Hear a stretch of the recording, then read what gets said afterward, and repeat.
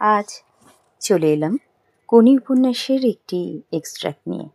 দেখো তোমরা চিনতে পারছো কি না এই অংশটা কোন পরিচ্ছেদ থেকে নেওয়া। যদি পেয়ে যাও খুঁজে, তাহলে কিন্তু অবশ্যই বইতে মার্ক করো বা খাতায় লিখে রেখো। এগুলো লিখে লিখেই অনুশীলন করো। অংশটি হচ্ছে, আপনাকে আমার দরকার। কথাটি কে বলেছে, কেনই বা বলেছে?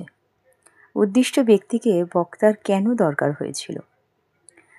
বক্তার ভবিষ্যৎ পরিকল্পনা সম্বন্ধে আমরা কি জানতে পারি?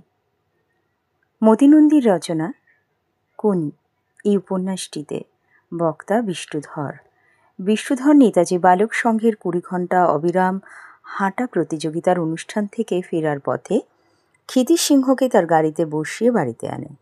বাড়িতে পৌঁছে সে ক্ষিতিশ সিংহকে কথা বলে। উদ্দিষ্ট ব্যক্তি অর্থাৎ ক্ষিতিশ সিংহকে বক্তার দরকার, কারণ তার ভাষণ দেওয়ার ক্ষমতা সীমিত। ভাষার উপর দখল নেই বললেই চলে। তাই রাজনৈতিক প্রতিযোগিতায় ভাষণ দেওয়ার জন্য ভালো একজন বক্তার দরকার হয়।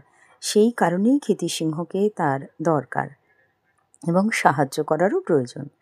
ভালো ভালো স্পিচ লিখেই বিষ্ণুধরের রাজনৈতিক কেরিয়ারকে সবার সামনে যাতে তুলে ধরতে সে সমর্থ হয়।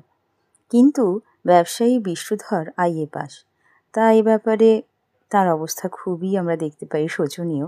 তাই ক্ষিতিশ সিংহ তার এক হাতিয়ার হয়ে তাকে এ ব্যাপারে সাহায্য করবে। বক্তার ভবিষ্যৎ পরিকল্পনা, তিনি নির্দলীয় সমাজসেবক হিসেবে ভোটে দাঁড়াবেন।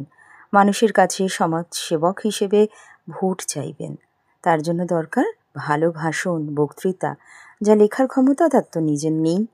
তাছাড়া জুপিটার ক্লাবের বিনোদভর সিটিং এমএলএ, খেলার লাইনের লোক, সে আরও অনেক ক্লাবের প্রেসিডেন্ট।